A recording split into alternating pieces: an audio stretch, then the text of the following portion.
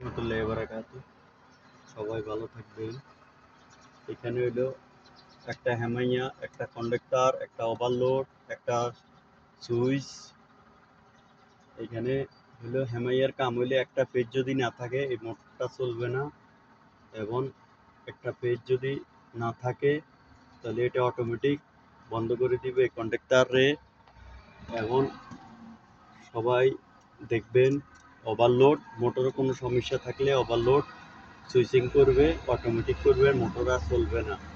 মোটরের কোনো ক্ষেত্রে যদি কোনো সমস্যা থাকে, এবং এটা 3 ফেজের অটোমেটিক অটোমেটিক হেমাইয়া বলে, এটারে বলে বেকার।